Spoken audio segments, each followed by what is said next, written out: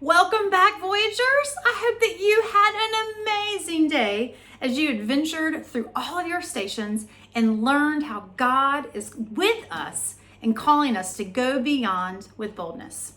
Today, you learned about King Xerxes and how he had a rule that no one could come to see him without permission.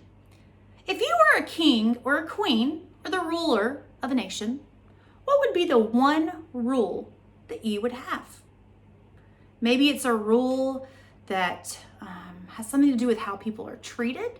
Maybe it is a rule about what everybody can have. But think about that and share your rule with someone who is in your home.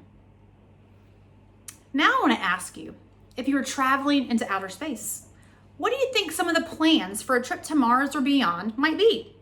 Can you imagine anything going wrong on a space voyage that you might have to require a change in plans? Well, as we explore where God's power can take us, we may find times when we must be bold and find ways to speak up for what is right and to make a change, just like Queen Esther did. Can you think of a time when you or someone that you knew had to speak up for what is right? Can you remember how you felt when you had to stand up for what you believed in, for what was fair, and for what was just? Maybe you felt nervous. Maybe you were unsure how others were going to treat you. Maybe you weren't certain about how the person was going to respond who you spoke up to. I want to share with you, last summer, I was at a baseball game, and there were some people behind me who were not being very kind. And they were yelling things out to a player who was from a different country. And it really bothered me. And people around me just sat there and they didn't say anything. I'd asked this person to stop several times. And finally, I used my voice and made it very clear that what he was saying was not okay and that he needed to stop. And then he was removed from the baseball game. Now, this caused me a lot of anxiety because I didn't know how the other people around me would respond. I wasn't sure how this person was going to treat me. I didn't know what they were going to say to me. Were they going to be bullying me too? And what's important to know is that when we stand up for what is right and for what is just, it might make us feel uncomfortable. We might get that feeling in our belly that makes us feel like we're really nervous, but that is okay, because anything that is worth standing up for is going to cause us some of those feelings because we know it's not right.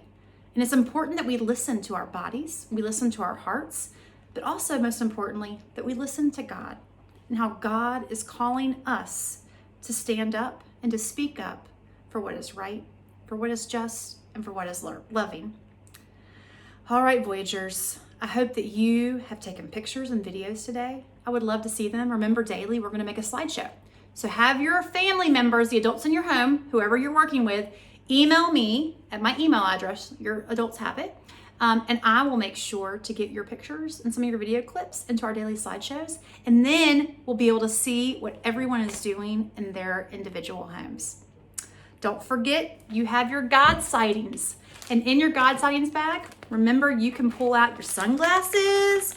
And this reminds you that it is time to focus on the ways that we have seen God working in our lives. Maybe you can think about how God has given you the strength and the power to stand up for what is right and to use your voice for something that is good.